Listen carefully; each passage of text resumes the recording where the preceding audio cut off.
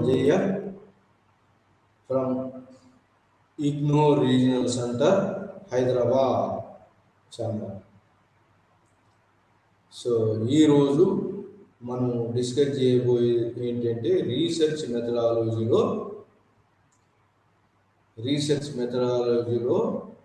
Unit 9th 9వ పాఠం ఏంటి అది quantitative research method of enquiry అనేటువంటి పాఠాన్ని రీసెర్చ్ మెథడాలజీని మనము ఈరోజు చర్చించబోతున్నాం. దీంట్లో క్వాంటిటేటివ్ మెథడాలజీ రీసెర్చ్లో 2 మెథడాలజీస్, ఒకటి క్వాంటిటేటివ్, 2 క్వాలిటేటివ్ ఉన్నాయి. రీసెర్చ్ మెథడాలజీలో బాగా ప్రామినెంట్గా ఉన్నటువంటి మెథడాలజీస్ 2, ఒకటి క్వాలిటేటివ్, రెండవది క్వాంటిటేటివ్. ఈరోజు మనం క్వాంటిటేటివ్ రీసెర్చ్ మెథడాలజీని డిస్కస్ చేయబోతున్నాం, చర్చించబోతున్నాం. మరి దీనికి క్వాలిటేటివ్కు క్వాంటిటేటివ్కు తేడా ఏమిటి అంటే, క్వాంటిటేటివ్ మెథడాలజికల్ ఎంక్వైరీకి తేడా ఏమిటి అంటే, క్వాలిటేటివ్ మెథడాలజీ థియరీస్ మీద మరి ఉంటుంది. క్వాంటిటేటివ్ మెథడాలజీ ఏంటంటే అబ్జర్వేషన్ మెథడ్, అబ్జర్వేషన్ మెథడ్ ఉంటుంది, ఇంకా డేటా కలెక్షన్ ఉంటుంది, మరి ఎక్స్పెరిమెంటల్ మెథడ్ ఉంటుంది. ఇక్కడ మరి కామన్ ఏంటంటే ఈ రెండు మెథడ్స్లో కామన్ ఏంటంటే, ఈ క్వాలిటేటివ్లో థియరీ బేస్ మీద మనం కానీ రీసెర్చ్ డేటా కలెక్షన్ కామన్గానే ఉంటుంది, దాని డేటా అనాలిసిస్ కామన్గానే ఉంటుంది, మరి డేటా కలెక్షన్ ఉంటుంది, డేటా అనాలిసిస్ ఉంటుంది. అక్కడను క్వాంటిటేటివ్లను హైపోథీసిస్ మనం బిల్డప్ చేస్తాం, అజంప్షన్స్ బిల్డప్ చేస్తాం.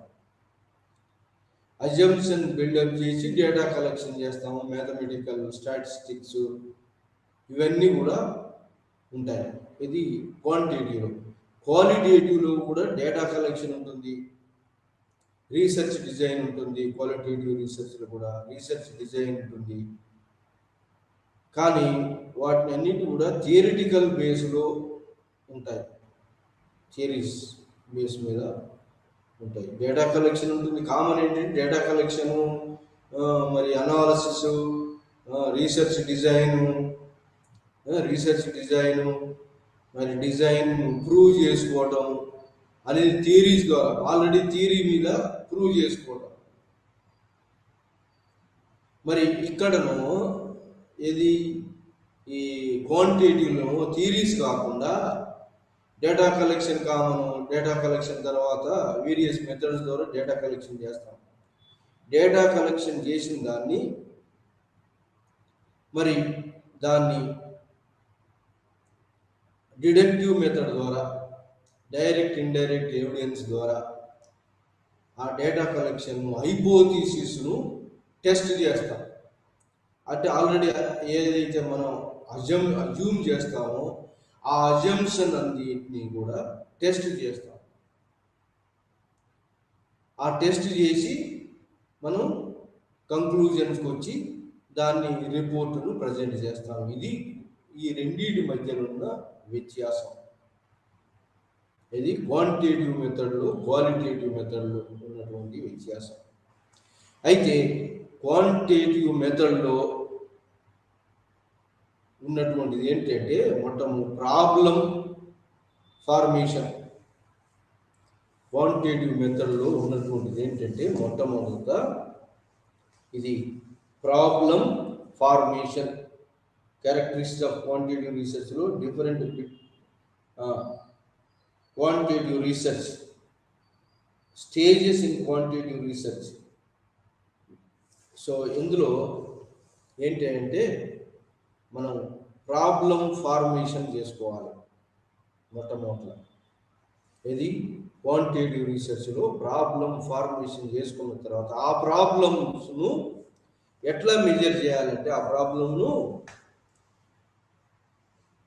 ఈ మెజరింగ్లో ఆ ప్రాబ్లం మెజర్ చేసేటప్పుడు వేరియబుల్స్ తీసుకోవాలి. డేటా కలెక్షన్లో వేరియబుల్స్ ఉంటాయి.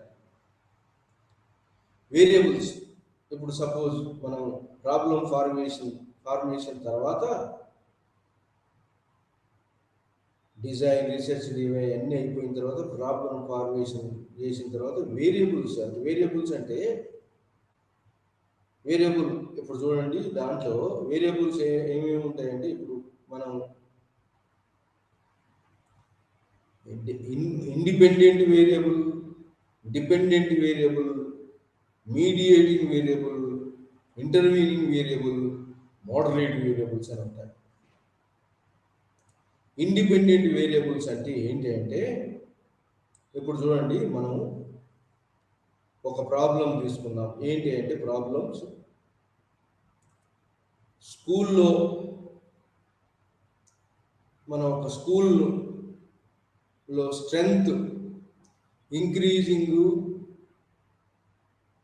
Students increasing, attendance increasing. Students ఎలా ఇంక్రీజ్ అవుతారు, అటెండెన్స్ ఎలా ఇంక్రీజ్ అవుతారు, దానికి మనం ఒక వేరియబుల్స్ తీసుకోవాలంటే చూడండి, ఇక్కడ మనం స్కూల్లో స్టూడెంట్స్ ఇంక్రీజ్ కావడానికి గివెన్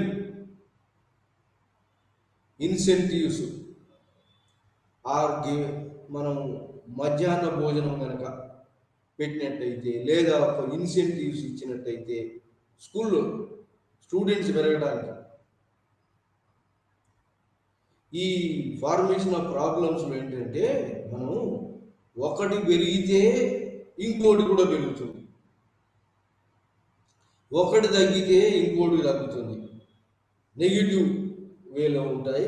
మరి ప్రాబ్లం ఫార్మేషన్లో వేరియబుల్స్ టెస్ట్ చేయాలి. వేరియబుల్స్ పాజిటివ్ వేలో అంటే ఒకటి పెరిగితే ఇంకోటి పెరుగుతుంది, ఒకదానికి ఇంకోదానికి cause and effect theory. Cause ఒకటి పెరిగితే ఇంకోటి పెరుగుతుంది, ఒకటి పెరిగితే ఇంకోటి తగ్గుతుంది, అంటే నెగిటివ్ వేలో వస్తుంది. ఇది వేరియబుల్స్లో మనం తీసుకోవాల్సింది ఏంటంటే ఇప్పుడు పాజిటివ్ వేరియబుల్స్ ఏంటంటే ఒకటి పెరిగితే ఇంకోటి పెరుగుతుంది అనేది ఏంటంటే మనం ఎగ్జాంపుల్గా మనం ఏంటంటే ఈ వేరియబుల్స్లో ఒక స్టూడెంట్ స్ట్రెంగ్త్ పెరిగింది, స్టూడెంట్స్ అటెండెన్స్ స్ట్రెంగ్త్, స్టూడెంట్స్ స్కూల్లోకి పోయేటువంటి స్ట్రెంగ్త్ పెరిగింది. దానికి ఎందుకు పెరిగిందంటే మనం ఇన్సెంటివ్స్ ఇస్తున్నాం. ఇప్పుడు ఆంధ్రప్రదేశ్లో వైఎస్ఆర్ పార్టీ జగన్ ఇస్తున్నాడు ఇన్సెంటివ్. స్కూల్కి వస్తే ఇంత అమౌంట్ అనేది ఇస్తున్నాడు. అది స్టూడెంట్ స్ట్రెంగ్త్ అనేది స్టూడెంట్స్ అనేది ఇండిపెండెంట్. ఇన్సెంటివ్ ఇవ్వటము లేదా మధ్యాహ్నం భోజనం పెట్టడము, మళ్ళీ స్టూడెంట్ స్ట్రెంగ్త్ పెరగటము అనేది డిపెండెంట్. అంటే ఒకటి పెరిగితే ఇండిపెండెంట్ స్టూడెంట్ స్ట్రెంగ్త్ పెరగడానికి ఒకటి పెరిగితే రెండోది పెరుగుతుంది. డిపెండెంట్ అంటే అటెండెన్స్ కూడా పెరుగుతుంది. అటెండెన్స్ పెరగడానికంటే స్టూడెంట్ స్ట్రెంగ్త్ అనేది ఇండిపెండెంట్, స్టూడెంట్స్ అనేది ఇండిపెండెంట్ వేరియబుల్ అంటారు. వాళ్ళ అటెండెన్స్ పెరగడము డిపెండెంట్. మరి వాటికి ఇచ్చిన ఇన్సెంటివ్స్ అంటే ఏంటి? ఇన్సెంటివ్స్ ఏమి ఇన్సెంటివ్స్ ఇచ్చినాము? ఈ యొక్క కొంత అమౌంట్ ఇస్తున్నాం, క్యాష్ అమౌంట్ ఇన్సెంటివ్స్ ఇస్తున్నాం. ద ఇన్సెంటివ్ అనేది ఇండిపెండెంట్ వేరియబుల్. ఇన్సెంటివ్ ఇస్తున్నాం కాబట్టి పెరిగింది. అది ఇన్సెంటివ్ అనేది ఇండిపెండెంట్ వేరియబుల్. మరి అటెండెన్స్ పెరిగేది అనేది ఏంటి? Depending variable. అంటే ఇన్సెంటివ్ పెరిగి ఇన్సెంటివ్ ఇచ్చినాం కాబట్టి అటెండెన్స్ పెరిగింది. అది అటెండెన్స్ అనేది డిపెండబుల్ వేరియబుల్. ఇన్సెంటివ్ అనేది ఇండిపెండెంట్ వేరియబుల్. మధ్యాహ్న భోజనం ఇస్తాము, మధ్యాహ్న భోజనం పథకం, దాన్ని మీడియేటింగ్ వేరియబుల్ అంటారు. దాన్ని మీడియేటింగ్ ఆర్ ఇంటర్వెల్. మధ్యాహ్న భోజనం పెడితే కూడా స్టూడెంట్ స్ట్రెంత్ పెరుగుతుంది. దాన్ని ఏమంటారంటే మిడిల్ వేలో పెడతారు కాబట్టి, మధ్యాహ్నం పెడతారు కాబట్టి దాన్ని మీడియేటింగ్ వేరియబుల్ అంటారు. ఆర్ ఇంటర్వీనింగ్, మధ్యలో వస్తుంది కాబట్టి ఇంటర్వీనింగ్ మీడియేటింగ్ వేరియబుల్ అంటారు. సో అంటే ఏంటి? ఇందులో ఒకటి పెరిగితే ఇంకోటి పెరుగుతుంది. ఇండిపెండెంట్ వేరియబుల్ ఇన్సెంటివ్స్ ఇవ్వడం అనేది ఇండిపెండెంట్ వేరియబుల్. మధ్యాహ్న భోజనం అనేది మీడియేటింగ్ వేరియబుల్. మీడియేటింగ్ వేరియబుల్ అంట. మధ్యాహ్న భోజనం అనేది మీడియేటింగ్ వేరియబుల్, లేదా ఇంటర్వెల్లో వస్తుంది కాబట్టి ఇంటర్వెల్ వేరియబుల్ అంటారు దాన్ని. మీడియేటింగ్ వేరియబుల్, ఇంటర్వెల్ లేదా ఇంటర్వీనింగ్ వేరియబుల్ అంటారు. అంతే, ఈ ఇవ్వడం వల్ల కూడా స్ట్రెంత్ పెరిగింది. అంటే ఇండిపెండెంట్ దాని పెరిగింది కాబట్టి, ఇండిపెండెంట్ ఇన్సెంటివ్ ఇచ్చిన కాబట్టి అటెండెన్స్ పెరిగింది. అది ఇండిపెండెంట్ డిపెండెంట్ రెండు పెరిగినాయి. ఒకటి పెరిగితే ఇంకోటి పెరుగుతుంది. కార్యకారణ సంబంధం ఒకటి పెరిగితే ఇంకోటి పెరుగుతుంది. దానికి మీడియేటింగ్ వేరియబుల్ ఏంటంటే మధ్యాహ్నం భోజనం మధ్యలో ఇవ్వటం, దాన్ని ఇంటర్వ్యూయింగ్ వేరియబుల్. అది కాకుండా ఇంకా ఏంటంటే వేరియబుల్స్ కంపేర్ చేసినప్పుడు మోడరేటింగ్ వేరియబుల్ కూడా అంటారు. మోడరేట్ వేరియబుల్ కూడా అనేది ఉంటుంది. అదేంటి మోడరేట్ వేరియబుల్ అంటే? చూడండి, మోడరేటింగ్ వేరియబుల్ అంటే ఇప్పుడు మనం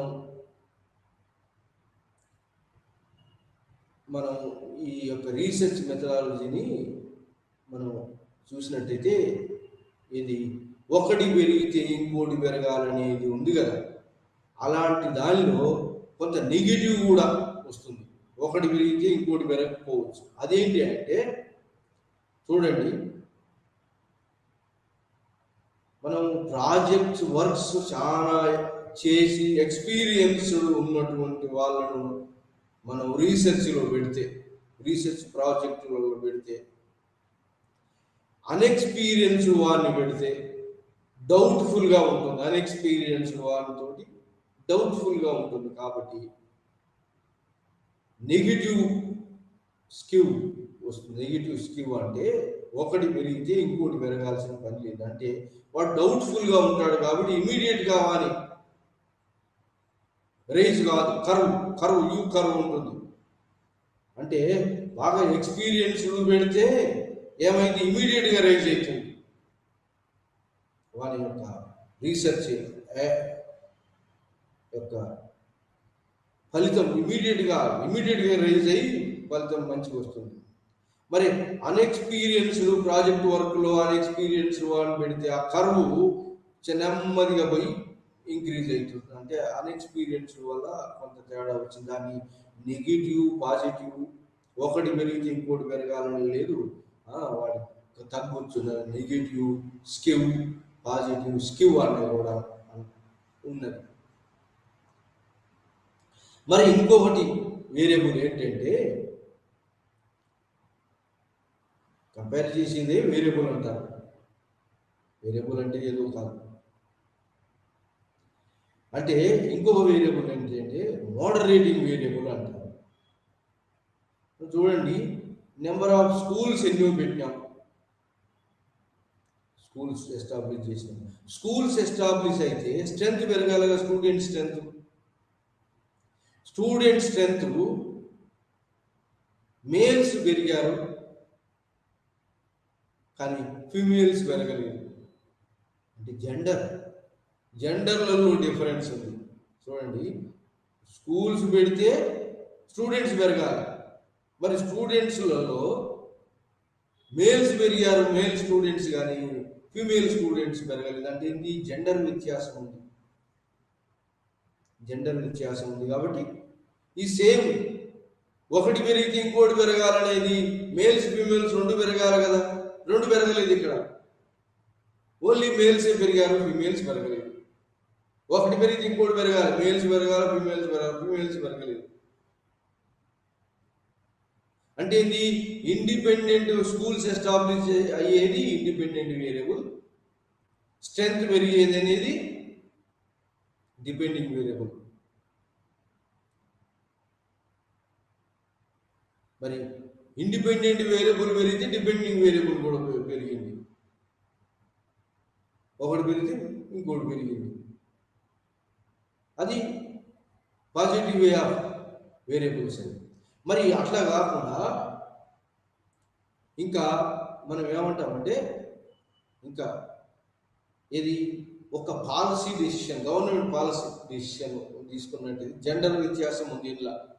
మరి జెండర్ వ్యత్యాసం కూడా పోవాలంటే ఇప్పుడు స్కూల్స్ ఎస్టాబ్లిష్ అయినాయి, కానీ స్కూల్స్ ఎస్టాబ్లిష్లో వాళ్ళకు కనుక ఒక పాలసీ డెసిషన్లో ఉమెన్ రిజర్వేషన్, ఉమెన్ కోటా ఇంత ఉంది, వాళ్ళకు ఉమెన్ చదువుకున్నట్టయితే మనం ఉద్యోగాలు ఎక్కువగా ఇస్తున్నాము అని ఒక పాలసీ డెసిషన్లో కనుక మనం చేంజ్ తీసుకొచ్చినట్టయితే గవర్నమెంట్ పాలసీలో, అది ఇమీడియట్గా ఉమెన్ స్ట్రెంత్ పెంచుతుంది. ఉమెన్ ఎడ్యుకేటెడ్ స్ట్రెంత్ పెంచుతుంది, వాళ్ళకి ఎంప్లాయ్మెంట్ కూడా వస్తుందని రిజర్వేషన్ పెట్టి, ఇందులో రిజర్వేషన్, ఎంప్లాయ్మెంట్లో రిజర్వేషన్. దిస్ ఈజ్ కాల్డ్ ఏమంటారంటే పాలసీ డెసిషన్లో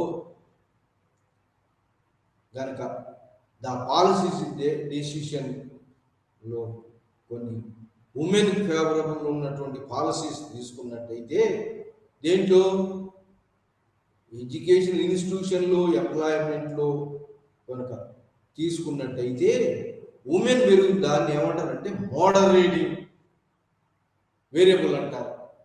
ఇక్కడ independent variable, dependent variable, mediating or intervening mediating intervening అనేది ఇన్సెంటివ్స్ అనేది మీడియేటింగ్ ఇంటర్విల్ వేరియబుల్ అంటారు.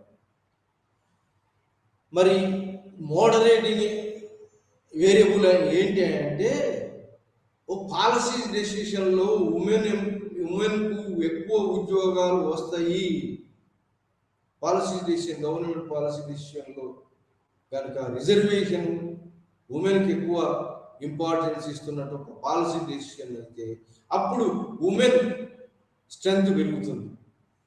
దాన్ని ఏమంటారంటే మోడరేటింగ్ వేరియబుల్ అంటారు. దాన్ని మోడరేటింగ్ వేరియబుల్ అంటారు. ఇలా వేరియబుల్స్ తోటి మనం ఈ యొక్క quantitative method of enquiry, quantitative research మెథడాలజీలో రెండు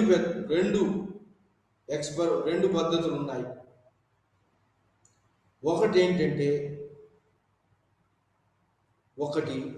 రెండు పద్ధతులు క్వాంటిటేటివ్ మెథడ్ ఆఫ్ ఎంక్వైరీలో రెండు ప్రామినెంట్ పద్ధతులు ఉన్నాయి. దాంట్లో మొదటిది ఏంటంటే క్వాంటిటేటివ్ మెజర్మెంట్ ఎర్రర్స్ జరగకుండా చూసుకోవాలని చెప్పినాం. క్వాంటిటేటివ్ రీసెర్చ్లో approaches to quantitative research, experimental, non experimental research అన్నది. అప్రోచెస్ టు ది క్వాంటిటేటివ్ రీసెర్చ్లో ఇంతకుముందు మన వేరియబుల్స్లో మెజర్మెంట్ ఎర్రర్స్ జరగకుండా చూసుకోవాలి. మెజర్మెంట్ ఎర్రర్స్ వేరియబుల్స్లో, అది కాకుండా ఈ యొక్క క్వాంటిటేటివ్ రీసెర్చ్ మెథడాలజీని మనం దాన్ని స్టడీ చేయాలంటే రెండు అప్రోచ్లు ఉన్నాయి. ఒకటేమో నాన్ ఎక్స్పెరిమెంటల్ మెథడాలజీ, రెండవది experimental methodology. Non experimental methodology and experimental methodology రెండు పద్ధతులు ఉన్నాయి. రెండు పద్ధతుల ద్వారా క్వాంటిటేటివ్ మెథడ్ ఆఫ్ ఎంక్వైరీ ద్వారా రీసెర్చ్ను చేయటం అనేది.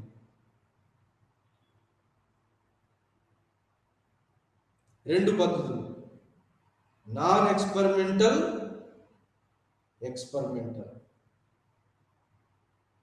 నాన్ ఎక్స్పెరిమెంటల్ మెథడాలజీలో ఏంటి అంటే, నాన్ ఎక్స్పెరిమెంటల్ మెథడాలజీలో కొన్ని స్టేజెస్ ఉన్నాయి. అలా 4 స్టేజ్లు. డిస్క్రిప్టివ్ మెథడాలజీ అని,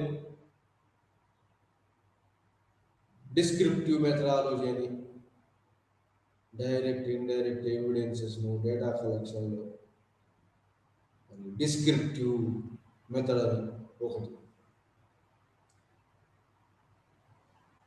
రెండవది డిస్క్రిప్టివ్ కాకుండా non experimental method. First non experimental methodology in quantitative ఎంక్వైరీలో ఒకటి డిస్క్రిప్టివ్. 4 రెండవది ఏంటంటే డిస్క్రిప్టివ్ మెథడాలజీ. రెండవ మెథడ్ ఏంటంటే దీంట్లో రెండవది level of measurement. So operation differentiation ఇవన్నీ కాకుండా దాంట్లో ఏంటి అంటే మెజర్మెంట్ ఎర్రర్స్ జరగకుండా చూసుకోవాలి. తర్వాత దీంట్లో డిస్క్రిప్టివ్ నాన్ ఎక్స్పెరిమెంటల్ రీసెర్చ్లో descriptive research design, descriptive research methodology ఒకటి. దాంట్లో తర్వాత కేస్ స్టడీ కూడా ఒకటి ఉంటుంది. కేస్ స్టడీ మెథడ్ అంటే, కేస్ స్టడీ అంటే ఒక ప్రాబ్లం గురించి case study method. Descriptive research design చేసుకొని డిస్క్రిప్టివ్ వేలో మనం డేటా కలెక్షన్ చేసి రీసెర్చ్ డిజైన్ను దాన్ని ఎక్స్పెరిమెంట్ చేస్తాం. Non experimental descriptive research methodology, దాన్ని వేరియబుల్స్ని మనం టెస్ట్ చేస్తుంటాం డిస్క్రిప్టివ్ మెథడాలజీలో. తర్వాత కేస్ స్టడీ మెథడాలజీ కూడా ఉంది. కేస్ స్టడీ ఒక్కొక్క కేస్ స్టడీస్ ఒక్కొక్క ఆస్పెక్ట్ను సపరేట్గా స్టడీ చేయడం కేస్ స్టడీ మెథడాలజీ కూడా ఉంది. ఇంకోటి రెండవది కేస్ స్టడీ మెథడాలజీలో కూడా కొంత డిఫరెన్షియేషన్స్ ఉన్నాయి. దాంట్లో ఏంటంటే కేస్ స్టడీ మెథడాలజీలో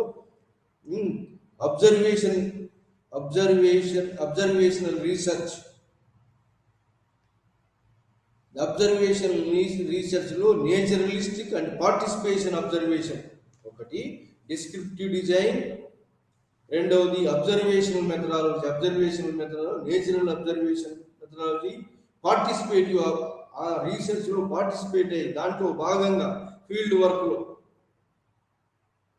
ఉన్నటువంటి పార్టిసిపెంట్ అబ్జర్వేషన్ మెథడాలజీ.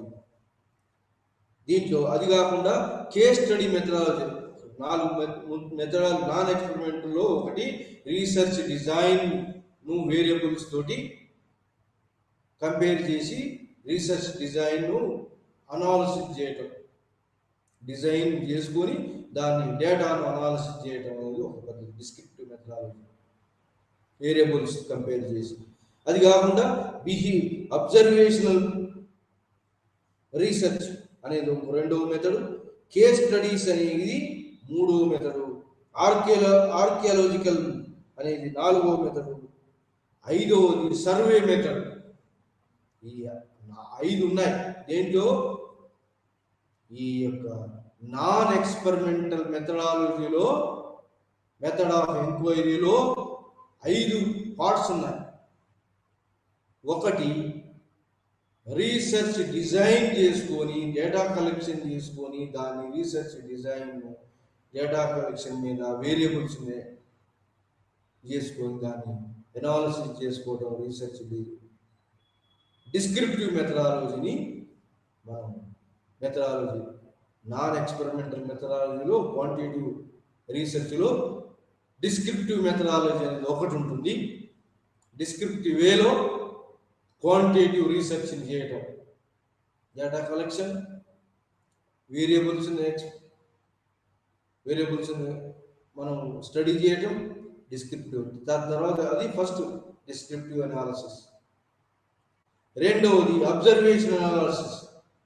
అబ్జర్వేషన్ మెథడ్లో నేచురల్గా అబ్జర్వ్ చేయటం, మరి పార్టిసిపెంట్ దాంట్లో ఆ వాళ్ళతో పార్టిసిపెంట్గా ఉండి అబ్జర్వేషన్ మెథడాలజీ ఫాలో అవ్వడం, పార్టిసిపెంట్గా ఉంది. దాన్ని అబ్జర్వేషనల్ రీసెర్చ్ మెథడాలజీ అంటారు. రెండోది. మూడవది కేస్ స్టడీ మెథడాలజీ ఉన్నది. మూడవది కేస్ స్టడీ మెథడాలజీ ఉంది. కేస్ స్టడీ అంటే ఒక డిఫరెంట్ ఆస్పెక్ట్స్ను డేటా కలెక్షన్ చేయటం, స్టాటిస్టిక్స్ ఇవన్నీ ఉంటాయి. డేటా కలెక్షన్, స్టాటిస్టిక్స్, హైపోథీసిస్ ఆధారంగా మనం హైపోథీసిస్ ఆధారంగా దీంట్లో ముఖ్యంగా క్వాంటిటేటివ్ మెథడ్ హైపోథీసిస్ మనం అజంప్షన్ చేస్తాం ఇలా ఉండాలని. అజంప్షన్ను మనం టెస్ట్ చేస్తాం. డిఫరెంట్ వేరియబుల్స్ తీసుకొని డేటా కలెక్ట్ చేసి స్టాటిస్టిక్స్ కలెక్ట్ చేసి మన హైపోథీసిస్ టెస్ట్ చేసి అనాలిసిస్ చేసి రీసెర్చ్ ఫైండింగ్స్ మనం రాబడతాము. ఇది ఈ ఉన్నటువంటి యొక్క క్వాంటిటేటివ్ మెథడ్లో కేస్ స్టడీ మెథడ్ కూడా ఒకటి. Case study of enquiry method అంటే ఒక్కొక్క కేసెస్ సపరేట్ కేసెస్ను తీసుకొని దాన్ని హైపోథిసిస్ అజంప్షన్ అల్లుకొని డేటా కలెక్షన్ చేసి ఆ డేటా కలెక్షన్లో డైరెక్ట్ డేటా కలెక్షన్ చేసి దాన్ని డిడక్టివ్ మెథడాలజీ ప్రకారంగా కొన్ని తీసేసుకుంటా పోయి మన హైపోథిసిస్ మనం ఎక్స్పెక్ట్ చేసిన కరెక్ట్గా వస్తున్నాయా లేదా అని అనాలిసిస్ చేసుకొని మనం కంక్లూజన్కి రావడం అనేది కేస్ స్టడీ మెథడ్లో ఉంటుంది. ఆర్కియాలజికల్ మెథడ్ అంటే ఆర్కియాలజీలో అంటే స్టేట్ ఆర్క్యూస్లో ప్రైమరీ డేటా ఉంటుంది, గవర్నమెంట్ రిపోర్ట్స్ ఉంటాయి, జర్నల్స్ ఉంటాయి. ప్రైమరీ సెకండరీ డేటా అంతా కూడా ఆర్కియాలజీ రికార్డ్స్లో ఉంటాయి. మరి ఇంకా ఆర్కియాలజీ రికార్డ్స్లలో అవి కాకుండా ఇంకా డిఫరెంట్ టైప్స్ ఆఫ్ సోర్సెస్ ఉంటాయి. సోర్సెస్ని బట్టి మనం డేటా కలెక్షన్ చేసి ఆ డేటా కలెక్షన్ను లో మనం ఎనాలిసిస్ చేసి మన హైపోథిసిస్కు దగ్గరగా వస్తున్నాయా లేదా అని డిడక్టివ్ మెథడాలజీలో ఆర్కియవల్ రీసెర్చ్ ద్వారా క్వాంటిటేటివ్ పద్ధతిలో హైపోథిసిస్ టెస్ట్ చేసుకొని మనం కంక్లూజన్స్ రావడం, రీసెర్చ్కి రావడం అనేది ఒకటి.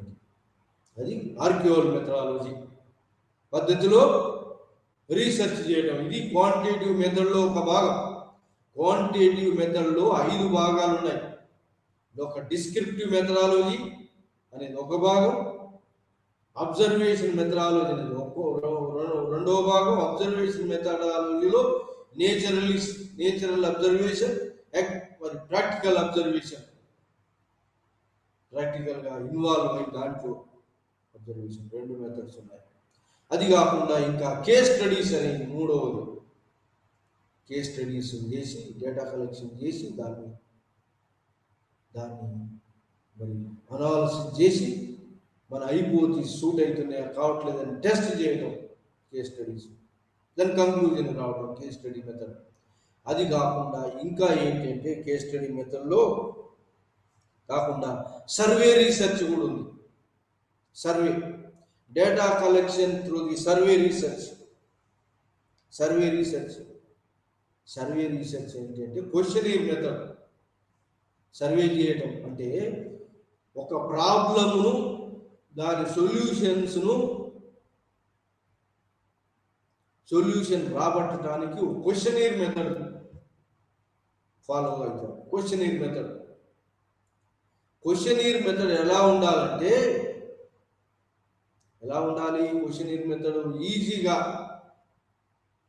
రీసెర్చ్ చేసేవాడు రెస్పాండెంట్కి ఈజీగా అర్థమయ్యేటట్టు ఉండాలి. ఒకటి క్వశ్చన్ మెథడ్లో ఇంపార్టెంట్.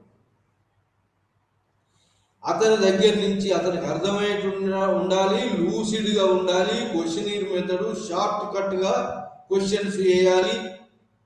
దీంట్లో కూడా 2 పద్ధతులు ఉన్నాయి క్వశ్చనీర్ మెథడ్లో. క్లోజ్ ఎండెడ్ క్వశ్చన్స్ అని, ఓపెన్ ఎండెడ్ క్వశ్చన్స్ అని. క్లోజ్ ఎండెడ్ క్వశ్చన్స్ అనే ఎట్లా అంటే ఈ క్వశ్చనీర్ మెథడ్ ఎలా ఉండాలంటే దాంట్లో కూడా కొన్ని పద్ధతులు ఉన్నాయి. లూసిడ్గా ఉండాలి, ఈజీగా అర్థమయ్యేటట్టు ఉండాలి. వానికి అర్థం క్వశ్చన్ చేసేవాడికి కూడా,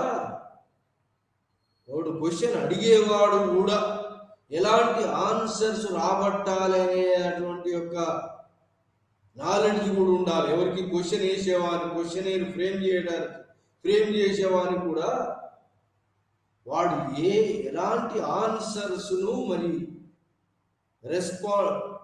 ఈ సర్వే మెథడ్లో రెస్పాండెంట్ ద్వారా ఎలాంటి ఆన్సర్స్ రాబట్టాలి అనేది అతనికి ఐడియా ఉండాలి.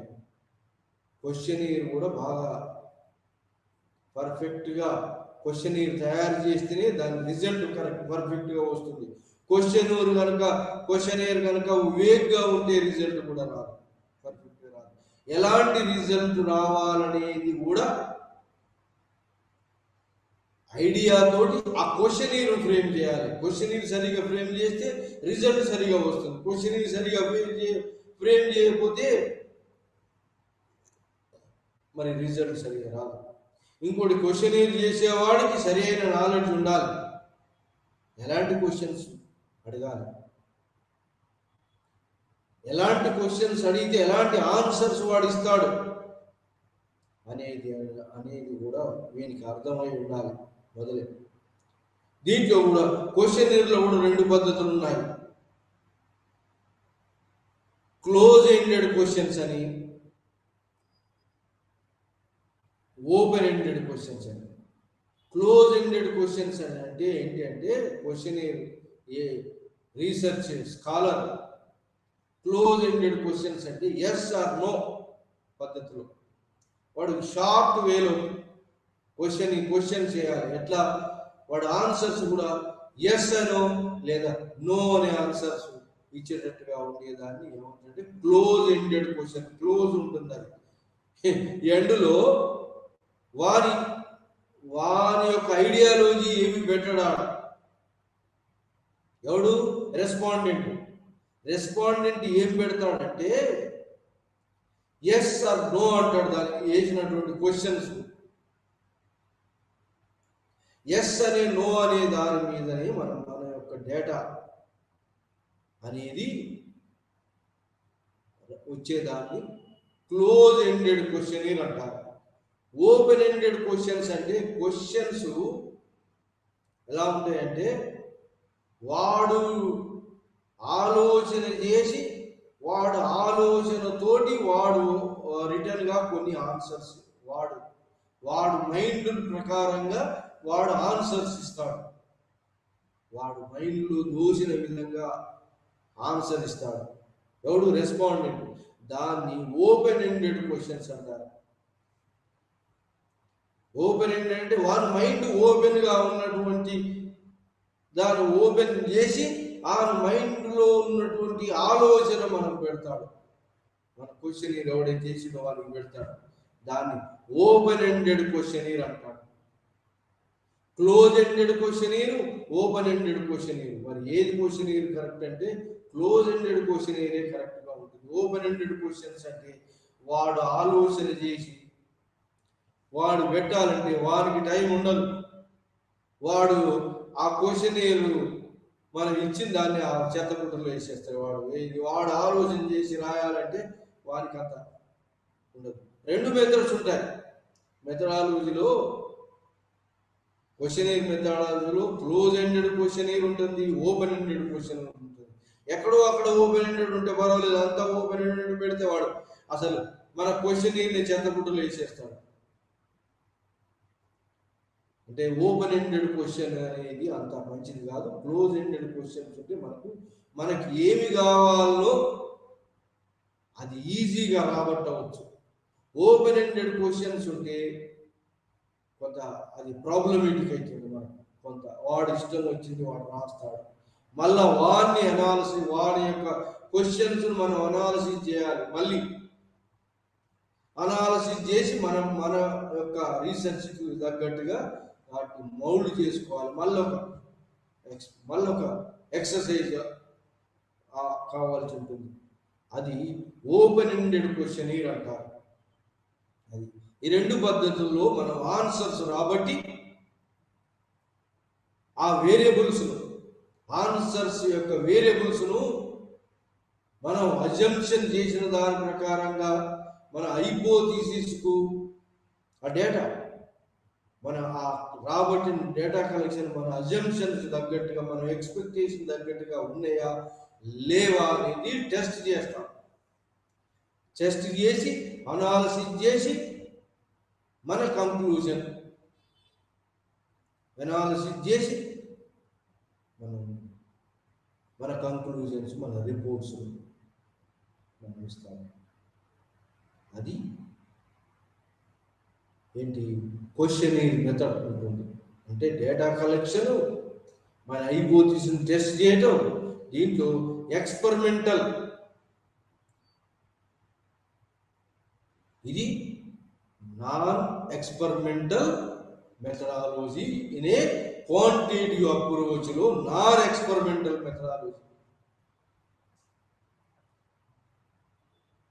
ఇక ఎక్స్పెరిమెంటల్ మెథడాలజీ రెండవ పద్ధతి ఏంటంటే క్వాంటిటేటివ్ మెథడ్ ఆఫ్ ఎంక్వైరీలో, క్వాంటిటేటివ్ మెథడ్ ఆఫ్ రీసెర్చ్లో ఎక్స్పెరిమెంటల్ మెథడాలజీ. మనం ఎక్స్పెరిమెంట్ చేస్తాం, ఎక్స్పెరిమెంట్ చేసి దాని యొక్క ఎక్స్పెరిమెంటును ప్రకారంగా వేరియబుల్స్ను మనం అజ్యూమ్ చేసిన దాని ప్రకారంగా డేటా కలెక్షన్ చేస్తాం. డేటా కలెక్షన్స్, స్టాటిస్టిక్స్, మ్యాథమెటిక్స్, ఇవన్నీ డేటా కలెక్షన్ చేస్తాము. డేటా కలెక్షన్ దాన్ని మనం ఎక్స్పెరిమెంట్ చేస్తూ దాని మన అజంప్షన్స్కు హైపోథీసిస్ సూటబుల్గా ఉన్నాయా లేవా అని డిడక్ట్ చేస్తూ, డిడక్టివ్ మెథడ్స్ చేస్తూ ఎక్స్పెరిమెంట్ వేలో మన కంక్లూజన్స్ మరియు రీసెర్చ్లో మనకు మన యొక్క రీసెర్చ్ జెన్యూన్గా కాదా అనేటువంటి పద్ధతులు దాని అప్లికేషన్ చేస్తూ మనం డిడక్టివ్ మెథడాలజీ యూజ్ చేసి డేటా కలెక్షన్ను, స్టాటిస్టిక్స్ను, మ్యాథమెటిక్స్ను, ఈ యొక్క ఎక్స్పెరిమెంటల్ మెథడ్లో డేటా కలెక్ట్ చేసి ఆ డేటా కలెక్షన్ను డిడక్టివ్ మెథడాలజీలో తీసేస్తూ మన హైపోథీసిస్ సరిగా ఉన్నాయా లేదా అని ఎక్స్పెరిమెంట్ చేస్తూ, టెస్ట్ చేస్తూ మన కంక్లూజన్స్, రీసెర్చ్ ప్రజెంటేషన్, కంక్లూజన్స్ ఇస్తూ రీసెర్చ్ ప్రజెంటేషన్ రాబట్టడం అనేది అదొక రెండో పద్ధతి. ఇది ఎక్స్పెరిమెంటల్ మెథడాలజీ అనే రెండో అప్రోచ్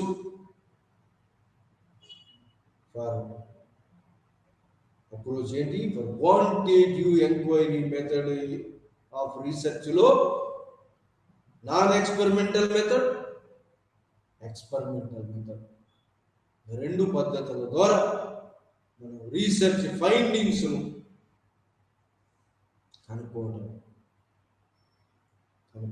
రీసెర్చ్ రిజల్ట్స్ను రాబట్టడం అనేది క్వాంటిటేటివ్ మెథడాలజీలో ఉన్నటువంటి యొక్క పద్ధతి.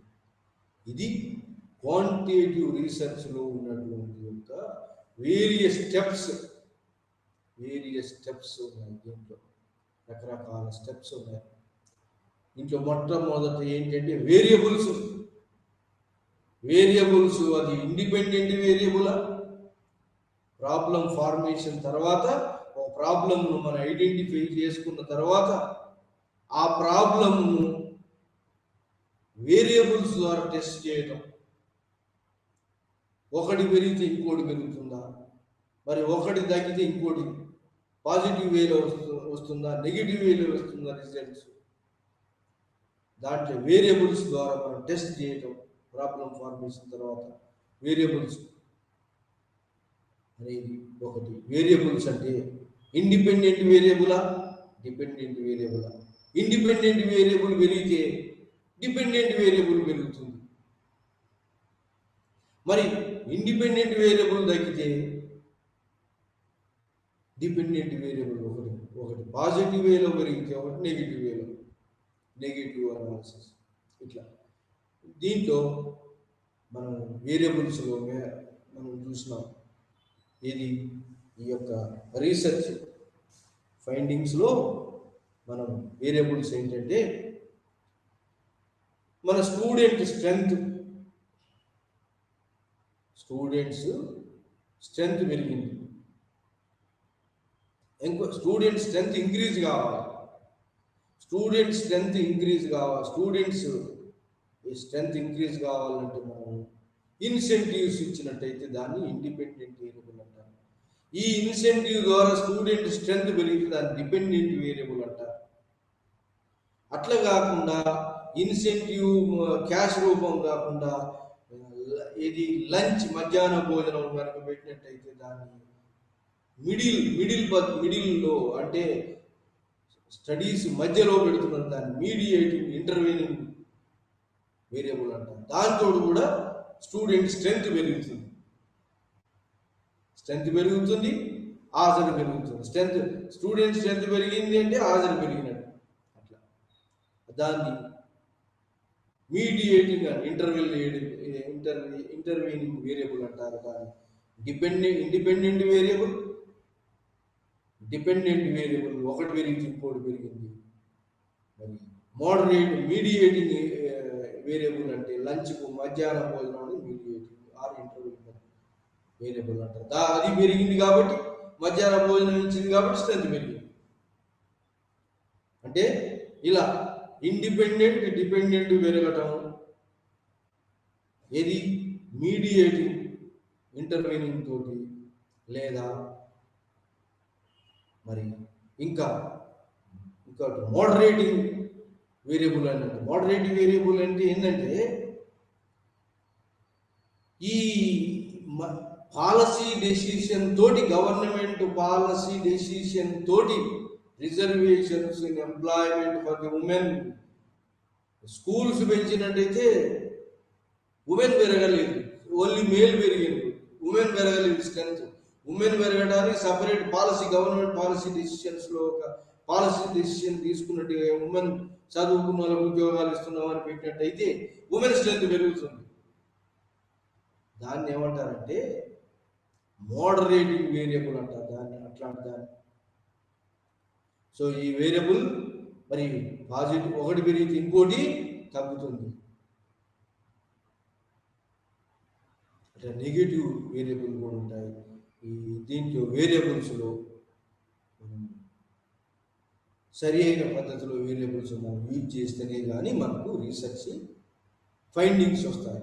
దీంట్లో క్వాంటిటేటివ్ రీసెర్చ్ మెథడాలజీలో క్వాలిటేటివ్ రీసెర్చ్ మెథడాలు కామన్గా ఉన్నాయి. ఏంటి అంటే డేటా కలెక్షన్ కామన్గా ఉంటుంది, మరి అనాలిసిస్ కామన్గా ఉంటుంది.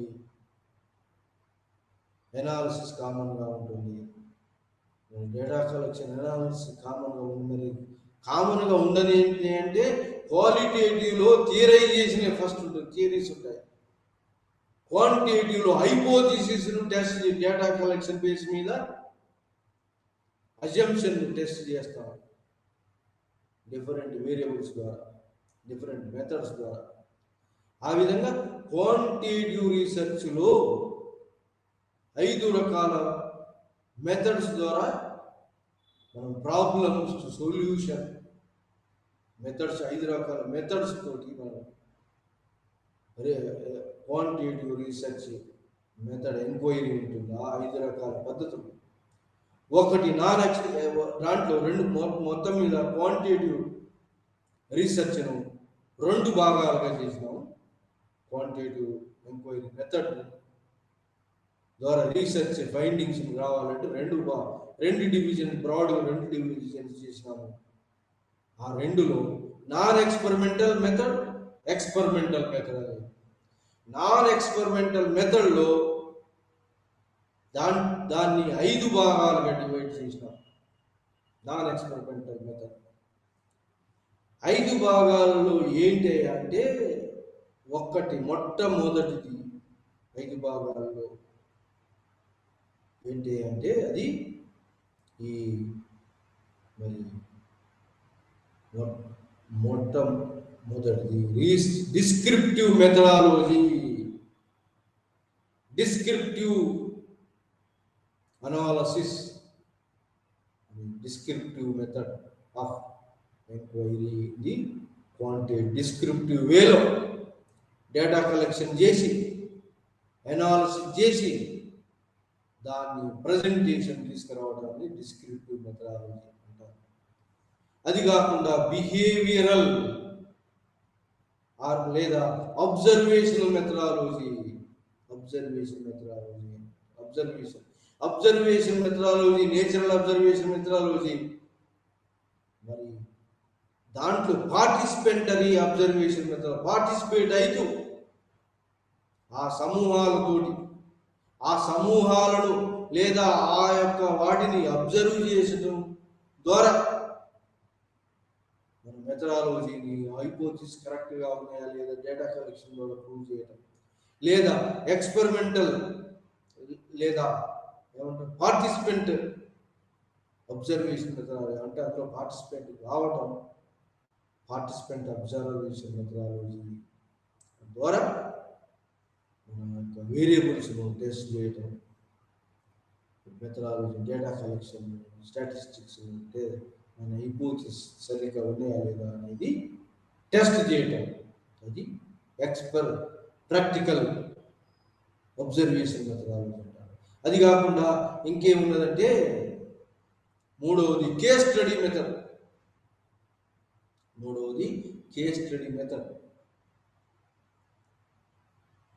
కేస్ స్టడీ ఒక కేసు, ఇండివిజువల్ కేసెస్, ఇండివిజువల్ ఆస్పెక్ట్స్లో మన వేరియబుల్స్ హైపోథిసిస్ డిజైన్ చేసుకొని డేటా కలెక్షన్ చేసి డేటా కలెక్షన్ను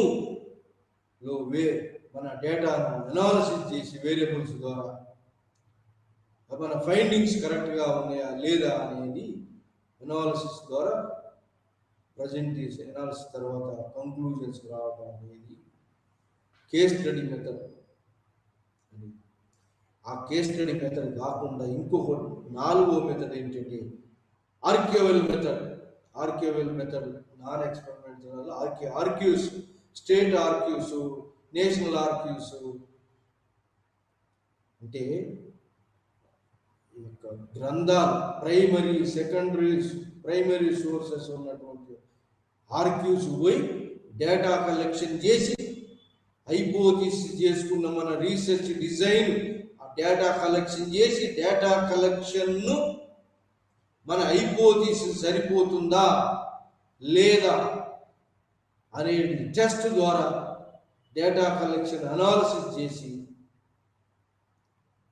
అనలిటికల్ వేలో, క్రిటికల్ వేలో అనాలిసిస్ చేసుకొని మనం రీసెర్చ్ను కంక్లూజన్స్కి వచ్చి రీసెర్చ్ను ప్రజెంటేషన్ చేయడం దాన్ని ఆర్కైవల్ మెథడాలజీ అంటారు.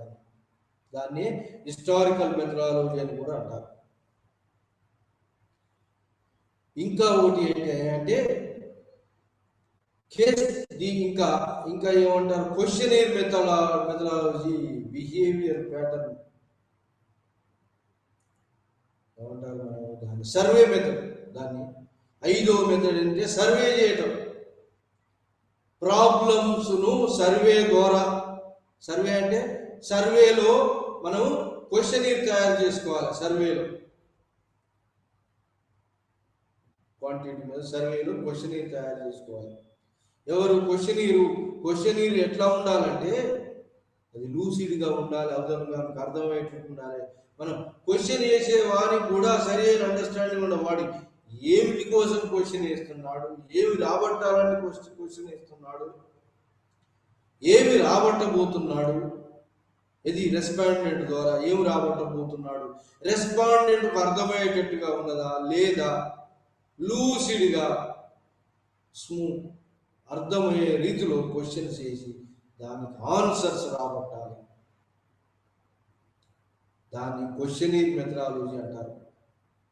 ఈ క్వశ్చనీర్ మెథడాలజీలో 2 పద్ధతులు ఉన్నాయి.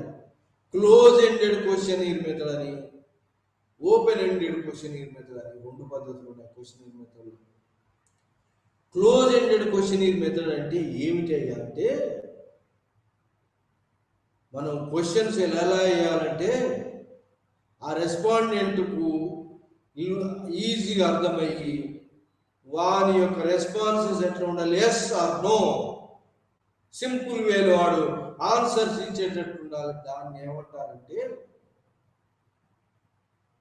క్లోజ్ ఎండెడ్ క్వశ్చనీర్ అంటారు.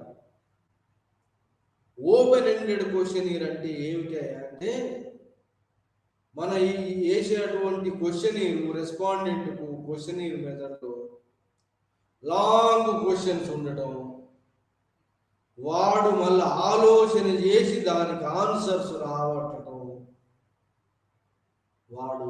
వాని ఆలోచన పెట్టి మరి దాన్ని వాడు రాయాలి.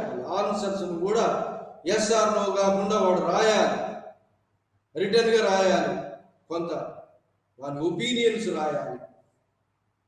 అది ఓపెన్ ఎండెడ్ క్వశ్చనీర్ మెథడాలజీ అంటారు. Open ended questionnaire methodology, close ended questionnaire methodology ద్వారా సర్వే మెథడ్, రీసెర్చ్ సర్వే మెథడ్ను యూజ్ చేసి మనం ప్రాబ్లమ్స్కు సొల్యూషన్స్, రీసెర్చ్కి సొల్యూషన్స్, మన హైపోథిసిస్కు టెస్ట్ చేసి, అనాలిసిస్ చేసి, టెస్ట్ చేసి, ఫైండింగ్స్ కనుక్కొని మనం రిపోర్ట్ రాయటం. దాన్ని సర్వే మెథడ్ ఆఫ్ రీసెర్చ్ అంటారు. ఇది కాకుండా 2వ పద్ధతి ఏంటంటే ఎక్స్పెరిమెంటల్ మెథడాలజీ అంటారు. 2వ పద్ధతి quantitative research methodology, experimental methodology. Experimental methodology అంటే రీసెర్చ్ డిజైన్ తయారు చేసుకొని, హైపోథిసిస్ తయారు చేసుకొని, డేటా కలెక్షన్ చేసి, డేటా కలెక్షన్ను మన ఎక్స్పెరిమెంటల్, మన హైపోథిసిస్కు డేటా కలెక్షన్ను లేదా స్టాటిస్టిక్స్ను, మ్యాథమెటిక్స్ ఇవన్నీ ఇన్వాల్వ్ అయి ఉంటాయి ఈ క్వాంటిటేటివ్ మెథడ్లో. ఈ అన్నిటిని కూడా మనం ఎక్స్పెరిమెంట్ ద్వారా వేరియబుల్స్ను ఉపయోగించి మనం ఎక్స్పెరిమెంట్ ద్వారా దాన్ని మనం రీసెర్చ్ని, ఫైండింగ్స్, అనాలిసిస్ ఫైండింగ్స్ను రాబట్టడము అనేది సైంటిఫిక్ వేలో సైంటిఫిక్ మెథడాలజీలో, ఎక్స్పెరిమెంట్ మెథడాలజీలో దీన్ని ప్రాబ్లంకు సొల్యూషన్ రాబట్టడం అనేది 2వ పద్ధతి ఆఫ్ ఎక్స్పెరిమెంటల్ మెథడాలజీ. ఈ 2 పద్ధతుల ద్వారా మనం క్వాంటిటేటివ్ మెథడాలజీలో రీసెర్చ్ ఫైండింగ్స్ను మనం రాబట్టడం, రీసెర్చ్ రిపోర్టులు తయారు చేయడం అనేది రీసెర్చ్ మెథడాలజీలో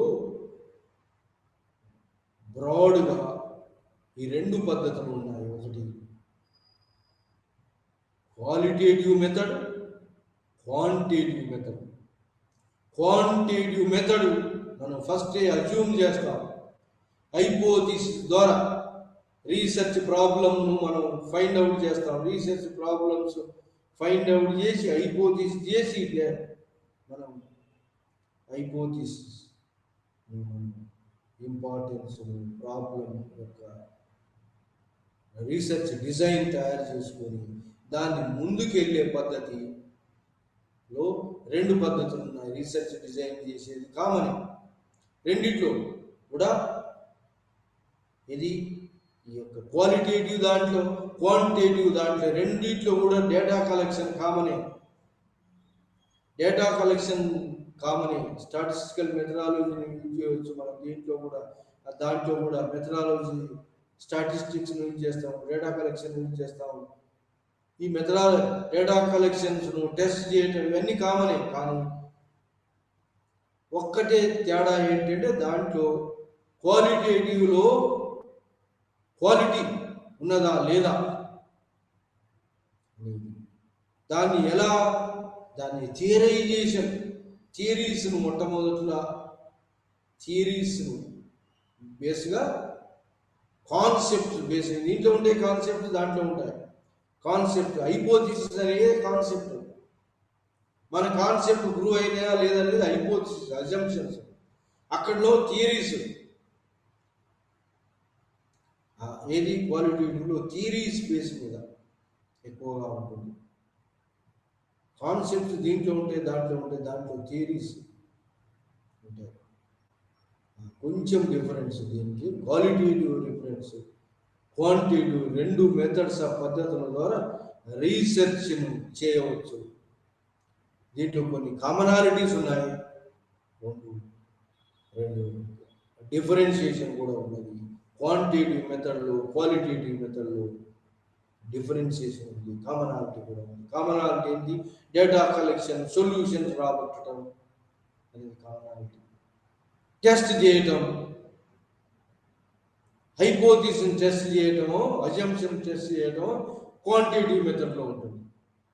థియరీస్ను మొదలై థియరీ అల్లి ఆ థియరీ తగ్గట్టుగా డేటా ఉన్నదా లేదా డిడక్టివ్ మెథడాలజీని యూజ్ చేసి, దీంట్లో కూడా డిడక్టివ్, ఇండక్టివ్ మెథడాలజీని యూజ్ చేసి ఫైండింగ్స్ కనుక్కోవడం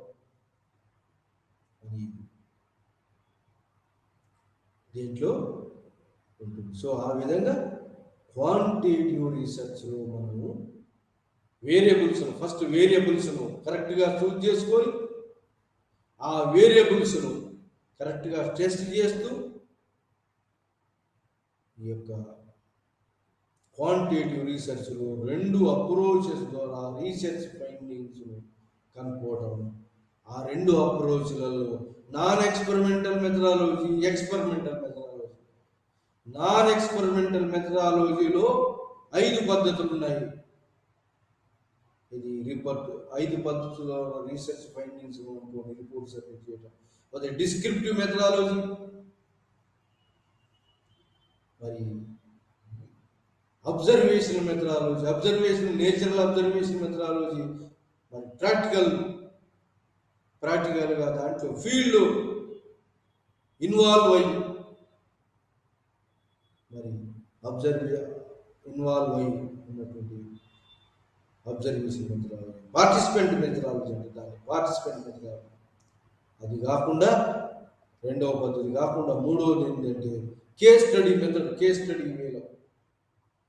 నాలుగవది ఏంటంటే archives methodology, archival data collection. Case study ద్వారా data collection, hypothesis test, data collection చేసి హైపోథిసిస్ టెస్ట్ చేసిన కేస్ స్టడీస్ మెథడ్. తర్వాత ఆర్క్యూవల్ మెథడాలజీ. ఐదవది ఏంటంటే ఈ యొక్క సర్వే మెథడ్, ఐదవ మెథడాలజీలో సర్వే పద్ధతిలో ఏంటి? సర్వేలో 2 పద్ధతులు ఉన్నాయి. సర్వే పద్ధతిలో questionnaire method, close ended, open ended questionnaire ద్వారా నాన్ ఎక్స్పెరిమెంటల్ మెథడాలజీ ద్వారా మనం రిపోర్ట్ సబ్మిట్ చేయడం ఇవి. తర్వాత ఎక్స్పెరిమెంటల్ మెథడాలజీ రెండవ పద్ధతి. ఈ 2 ఎక్స్పెరిమెంటల్ మెథడాలజీ ద్వారా డేటా కలెక్షన్ చేసి డేటా మనకు సూటబుల్ ఉందా లేదా, హైపోథిసిస్కు సూట్ అవుతున్నాయా లేవా అనేది అనాలిసిస్ చేసి ఎక్స్పెరిమెంటల్ మెథడాలజీ యూజ్ చేసి క్వాంటిటేటివ్ మెథడాలజీని ద్వారా పద్ధతిలో మనం రీసెర్చ్ను చేయవచ్చు అనేది. దీంట్లో ఏముంది ఇన్వాల్వ్ అయింది? డేటా కలెక్షన్, స్టాటిస్టిక్స్, మ్యాథమెటిక్స్, హైపోథీసిస్ను రీసెర్చ్ డిజైన్ చేసుకున్న తర్వాత హైపోథీసిస్ టెస్ట్ చేసి వాటిని ప్రూవ్ చేసి రీసెర్చ్ను ఫైండింగ్స్ రాబట్టడం అనేది క్వాంటిటేటివ్ మెథడాలజీలో ఉంటుంది. Quantitative enquiry method.